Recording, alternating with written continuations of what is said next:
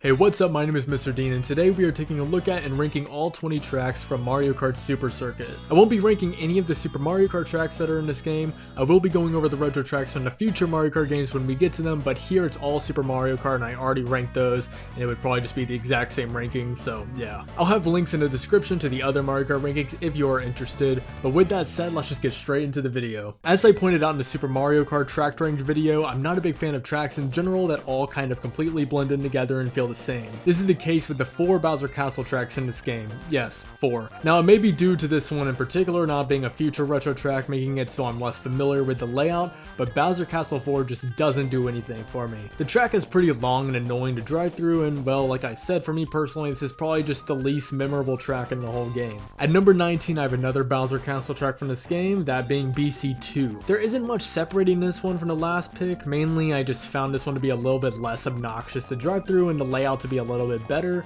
but this track in particular is so ugly. See, the texture for most of this track is very chain feeling, for a lack of better words, and it just does not look good in this game. Aside from that, the races are alright here. Up next, we got Cheap Cheap Island, just kind of a boring beach theme track. Is this bad? Not necessarily. I mean, it's kind of hard to be less appealing than the previous two, but there just isn't much going on here. You got some grass you can use mushrooms to get over for strategy, and the boardwalk part is actually pretty difficult, but there's just so much better in this game. Number 17, we got Shy Guy Beach, which just slightly is the better of the 2 beach theme tracks.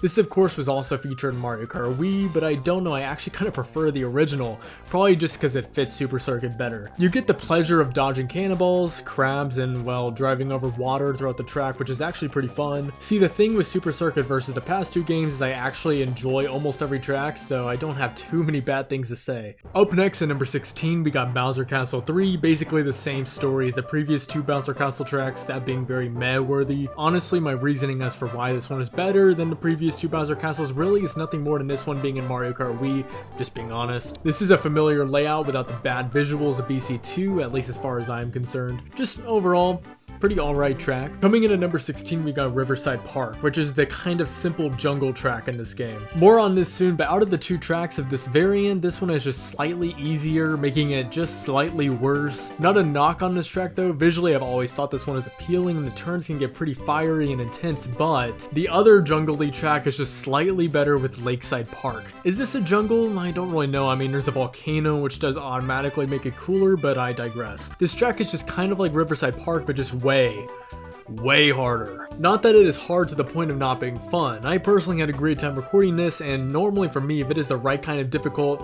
which this is, then it makes the experience so much more intense and therefore fun. Okay, time to get basic with number 14, Luigi Circuit. They made a bit of a bizarre decision here, making it rainy, which maybe I'm in the minority, but I actually kind of dig it. What I don't dig is the oil spills everywhere. That isn't very cool. Other than those things though, the layout of this track is just your typical circuit track, well, except for the weird zigzag part. Also, there's a big Luigi blimp in the background, if that is worth anything. At number 12 is Peach Circuit, just Luigi Circuit minus the oil spills, making it slightly better. I mean, really, what am I supposed to say about this track? It basically is just the last track, but with no rain and no oil spills, and well, it's Peach themed. And next we have the last Bowser Castle track, or well, I guess the first Bowser Castle. Why is this Bowser Castle the best one? Well, probably because it's the shortest and simplest one, if we are being honest. You get done with this track pretty quickly. Yeah, just not a huge fan of the Bowser Castle tracks from Super Circuit or the original. Breaking into our top 10 is Yoshi Desert. I happen to remember the layout of this track the least out of all the tracks in this game, and man, I overlooked this one. A little bit of difficulty is weaved into this track. You got circular patches of quicksand and well, little ramp things.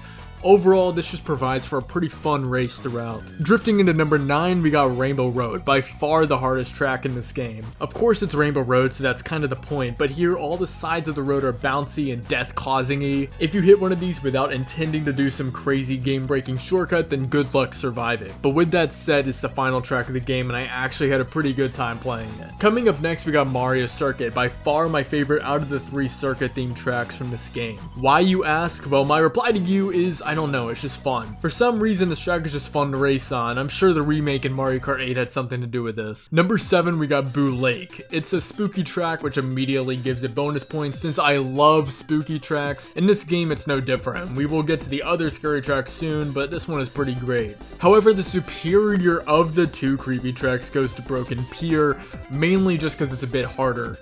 The track, evident by its name, is much more broken, making it more difficult, hence making it better. Other than that, just a fun little spooky theme track which I can always have fun with. Coming in at number 5 is the biggest culprit of being buffed up by a Mario Kart 8 Deluxe remake, that being Snowland.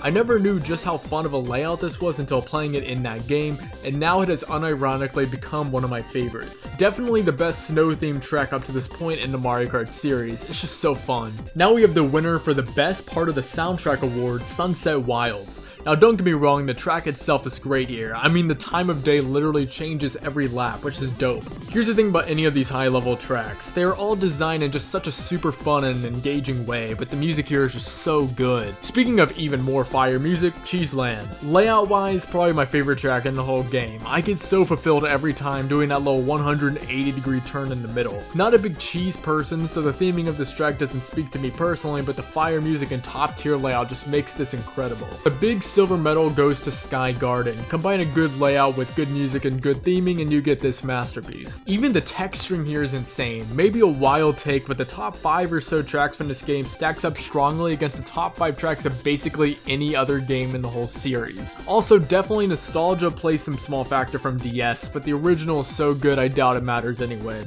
But with that said, freaking Ribbon Road, man! By far the best theming of any track in this game. One of the coolest in the whole franchise for that matter. The layout is iconic here. I mean, yeah, the remake on Wii U is literally the cultivation of everything good in life, but the original is right there with it. Mixes that right feeling of difficulty and reward in a way that just makes for such a fun experience.